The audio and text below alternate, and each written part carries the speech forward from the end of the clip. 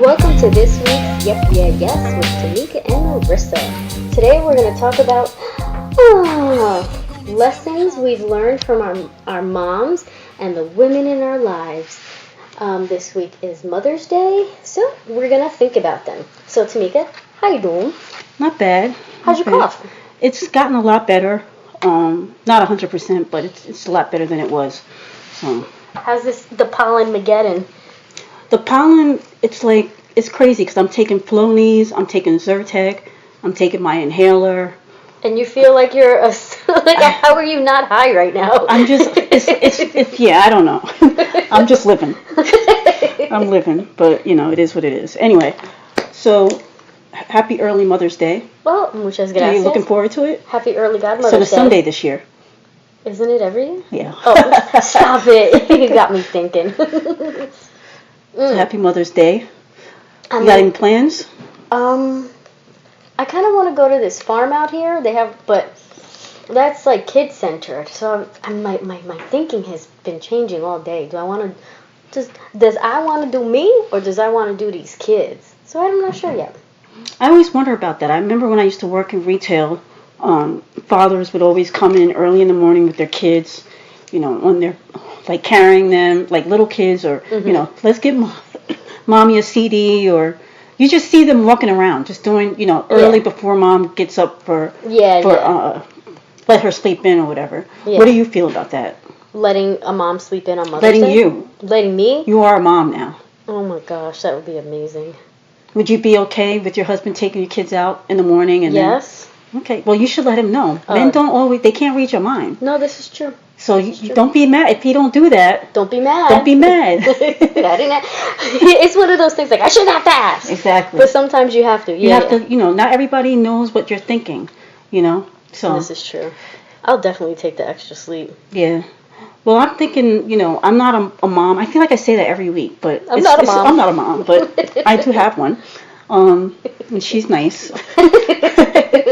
And Hello. Just thinking about this show, I was thinking about things that, like the impact that she's had on me. You know how like people like my mom used to always say like there's little phrases. Oh yeah. And I can't think of one that my mom says. I only think of the one that she says that my grandmother said. That was somebody else's phrase. Right, Remember, right. I think I mentioned it a couple weeks ago. This too shall pass. Yes, you did mention that. Yeah. But it's like that's not my mom's phrase. It's not my grandma's but she used to say it all the time. Right. But when I think about my mom, I think about like the lessons that she's bestowed upon me, and the one thing that always kept popping up in my head was the value and the importance of family. Like she's always stressed like to put family first. Mm-hmm. Friends are cool, and when she says family, I have a million cousins, so she's not necessarily saying all of my cousins, mm-hmm. but in the same token, my cousins are important. Right. But when she says family, she's talking about her siblings, mm-hmm. who are my aunts, excuse me, my grandmother, that kind of thing. Just always know that no matter what, you can always rely on them, and it's something she hasn't always necessarily said it, but she showed it that your mom no matter that no matter what, your family's always going to have your back. Sorry, my cough is like all of a sudden it's your house. I haven't coughed all day. It's this place. I know. Anyway, my bad. But she definitely instilled the value of family, and so I'm appreciative of her for that. Now, do you mean family just your DNA? No, like I said, what I just said. No, but that's still people that you have a blood relation to. So do you consider some of your friends family too, or no? No, I do. But when I'm saying what she said explicitly said, because at the end of the day, mm-hmm. like I know my family, I haven't been put to the test. I shouldn't say that. When I come to my friends, I have some friends, including you, that I know I can rely on for a lot of different things. Mm-hmm. But I also know that if I mess up, right, my family is never going to leave me. I know that 100% sure. Yeah. I can believe that about you, but I don't know that to be 100% sure. Yeah. I hope that's the truth. Listen, I've done told you I'm your Jada. I know, but I'm just saying, like whatever. I mean, you can go off and be around. Like if I have an argument with my aunt or my cousins, right? I still got to be around my family. Yeah, if I have an argument with you, like, I'm not cool with all your. Yeah, I don't. It's not like your relatives will be like, "Where you been at?" Like, I don't see them. I don't talk to them like that. So. You're one of the few lucky people, because I've been around your nucleus, and you're one of the few lucky people that even I can count on them. You're very, very lucky in that, and you're also very lucky in that. Even though the way they communicate might, to an outsider, calling you a heifer? Yeah, exactly. I'm gonna dump you in a bag of leaves, heifer. Yeah. Exactly. But even though like the way they communicate might not be the same as someone else, but they are very, very encouraging, and they're very, very supportive. In their way. In their way, yeah, in their way. But you understand the way they communicate, so it doesn't sting and it doesn't bite the same as if it would be, a complete stranger saying like they're gonna stuff you in a bag of leaves because you're laughing. Like my aunt, her way of saying I love you is to like get me like a fish dinner. Yeah. You're like, oh, you really love me. She's the nicest mean lady ever. She's great, and that's it's that kind of thing. But I don't even know if they've ever said they love me. I don't think I've ever said it to them. But we're diverting. I digress. We focus on moms. Okay. Even though my aunt is a great mother too, I believe she's a great mother. Yeah. She's definitely a great aunt. And my mom, like I said, she and I have had our ups and downs and highs and lows. But I know that 6 o'clock in the morning, 5 o'clock in the morning, I can call her 4 o'clock in the morning. And if she needs to be, she actually, a really quick situation that happened with me. I was in college and I got into this fight with my roommate. My roommate beat the shit out of me, kicked me in the neck, stomped me on the ground, rolled me over, slammed you on the hard concrete. And I was over. I was done. I called my mother. I don't even know what time it is. My mom jumped in the car. I fell asleep. I felt like I took a little half-hour nap. Or passed out, whatever. I woke up and my mom was there. That's the kind of mother that she has been. Like, no questions asked. She just showed up and she was there. Yeah. And I appreciate her for that. I love her for that. And, it's things like that. You think about things that people give you. The thing that she's given me is knowing that she's always going to be there, no matter what, good or bad. If I'm mad at her, no matter what it is, she's always going to be there. And when I think about Mother's Day, I always want to be there for her. Oh, and I think you are. I think you're a really good daughter. What about you? I know your mom's no longer with us. Yeah. But were there any lessons that she... Oh my gosh, girl, she has taught me so many. So many. 1,001 things that my mother has taught me. Size doesn't matter. So I'm very, very short. What's she talking about? No, not that way. My size, my stature. Your height. My height. Height doesn't matter. It's so funny. I had no clue exactly how tall I was until probably a year, 2 years ago. I had absolutely no clue. In my mind's eye, I'm 6'8", 380 pounds of pure, solid muscle. I'm actually 4'9 3/4", and I was appalled to hear this. I had no clue whatsoever. So my stature can never hold me back. She also taught me that no matter where you are in the world, you can be part of whatever it is that you want to be. I'll use that Meghan Markle, whatever. Like, homegirl is from where, and she's gonna be, next in line to what? What the hell is in the DNA in Compton? That's what I want to know. That's what I want to know. Seems like a lot of people. Mm-hmm. I mean, the Williams sisters. I know. Isn't Tiffany Haddish from there? Yes. Meghan Markle. There's a couple other people. Snoop Dogg. Yeah. But see, that's what I mean. That's one of the things that's like my mom has always taught me. No matter where I am in the world, I'm gonna be all right. I'm gonna fit in. But she also gave me the confidence to think that way. Right. I've never felt out of place anywhere I've ever been in the world, or with any type of person in the world. She's also taught me a lot of things without her even knowing. I'll say, just for me to be a mom, I believe I'm a good mom. Who knows? Everyone makes mistakes. Your kids will tell you. Yeah. Like 10 years. Little jerks. They all tell you. Yeah, in 10 years. Yeah, at their therapy session. Stop that. So, but one of the things that she did teach me was to instill a level of, but this is something that I struggle with personally. I'm not very daring, like physical things. Like I'll never go skydiving. I'm never gonna go bungee jumping. But I think my kids are very daring in that, where physically they're very daring. So she did teach me the importance of that, and she also taught me a lot of things that minor things that I find in my life that are important with the everyday. As much as I speak, I have to listen 10 times more. And to really listen to someone and to hear someone are two very different things. And when someone wants to walk out of your life, let them. When someone wants to walk into your life, let them.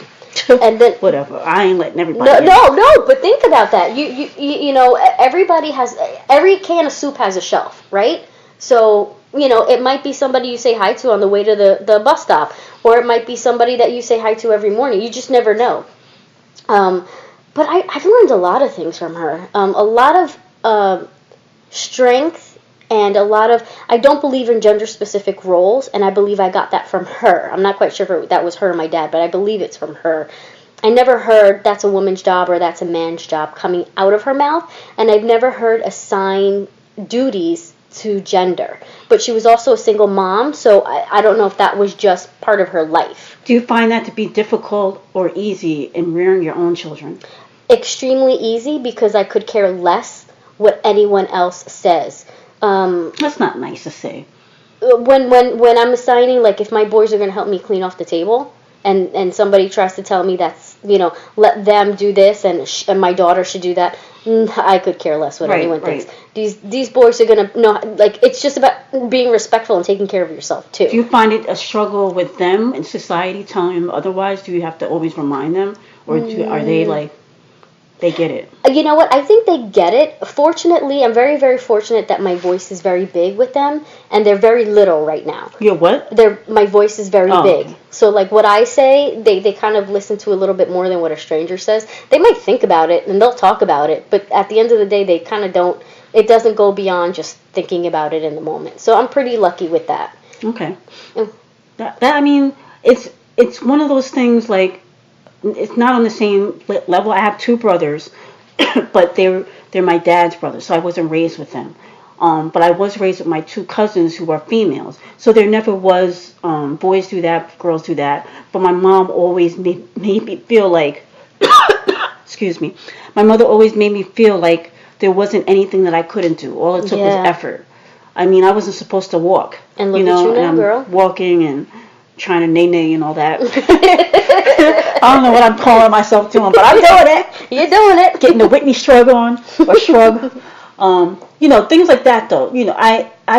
There's, when it comes to, like, athletics, in my mind, I'm LeBron James. In reality, I'm not. Who knows? No, I know I'm not. Like, I've tried sports, and I suck at it. But I can envision myself, like, dunking the basketball. Yeah. But I can't even shoot it from the 3-point line. But I feel like I can, Yeah.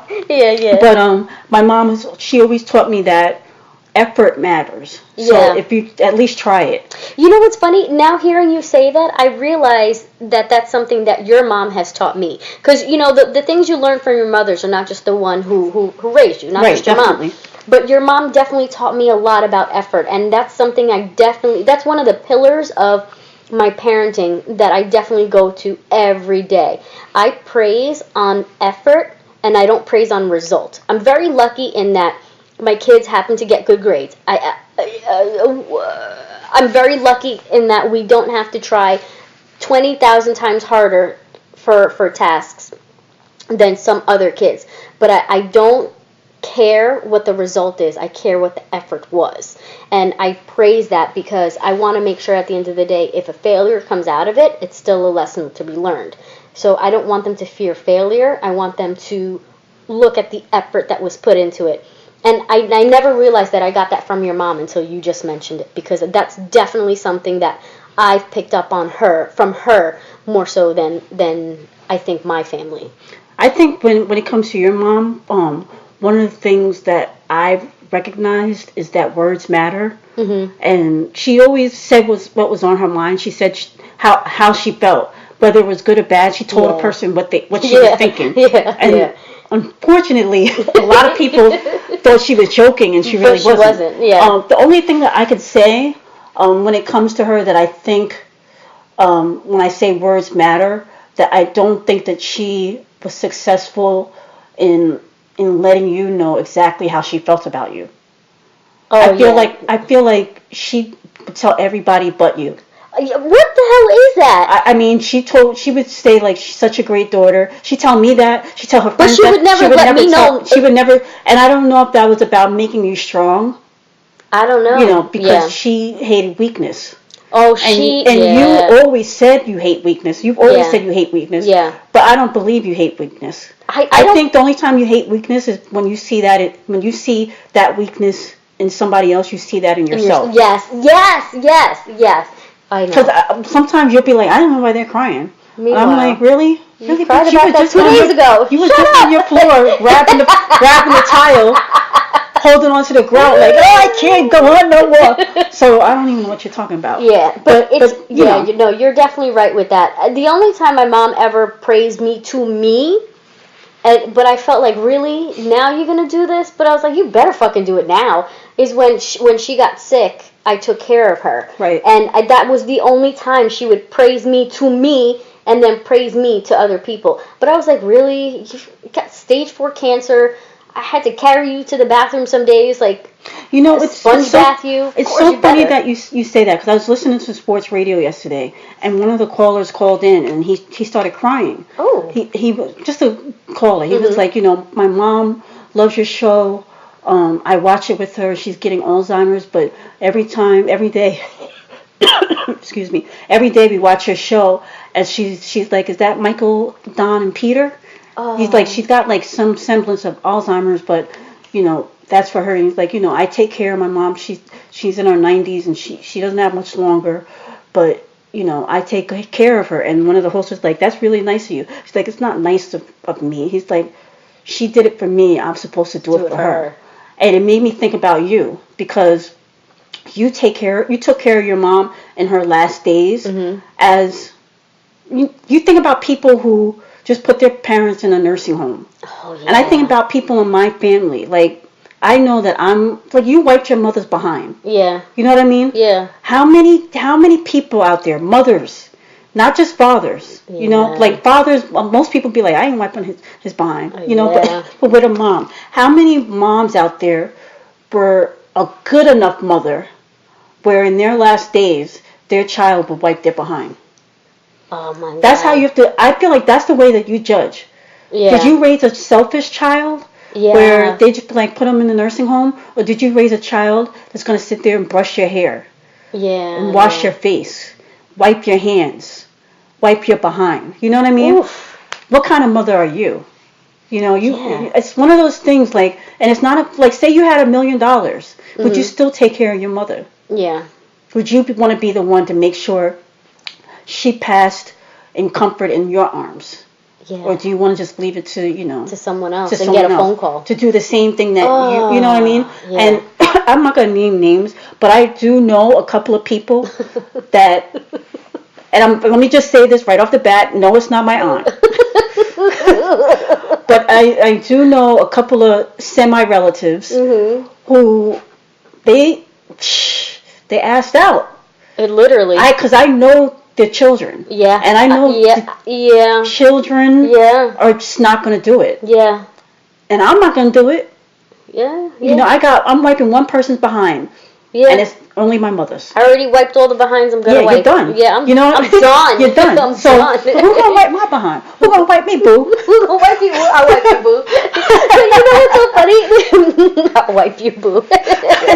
I'm putting that one on a shirt. But you know what's so funny though? I was thinking about when we talked about like the motherhood tribe.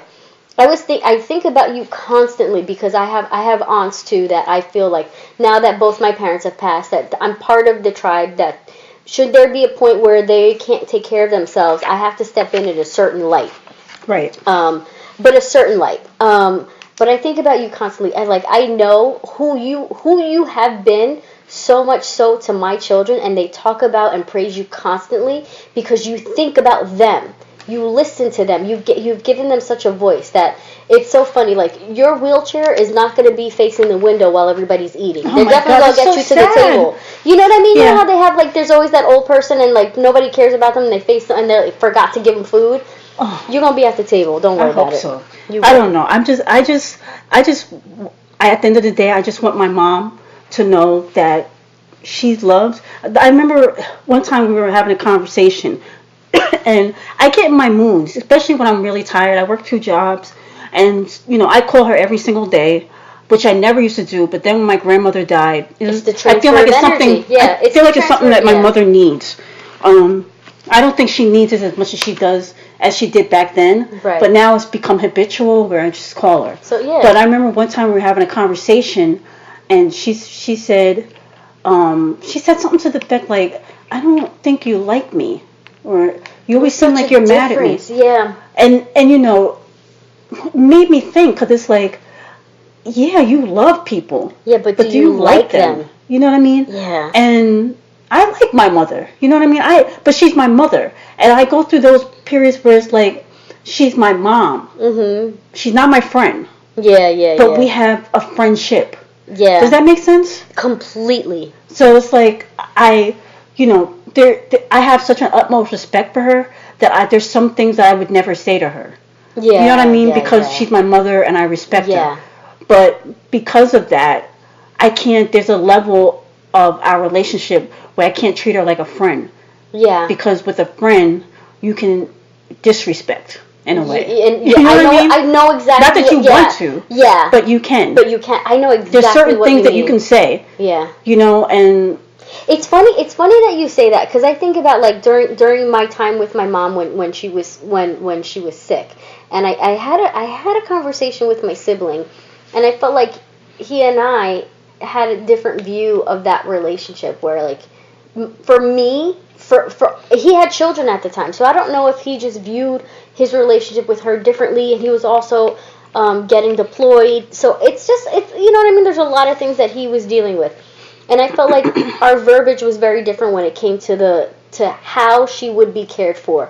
And I just remember thinking to myself, when it was getting determined, oh, she ain't going home, she ain't staying here, she coming home with me. One of those things. I remember he was like, "Are you sure about that? You sure about that? She just, are you sure about that?" And I'm like, who the fuck? Why would you even think like that? Why would you even put that? Why would that fire in your brain? And I remember thinking to myself, I don't trust anyone else with her care.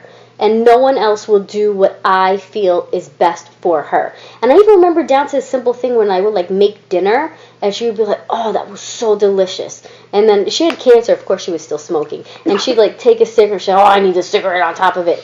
And I just remember thinking to myself, it was such a gratifying feeling. It was so satisfying for me, for her to know that she was taken care of, and she was going to be taken care of in the best way, in my mind, the best way that she should be getting her care.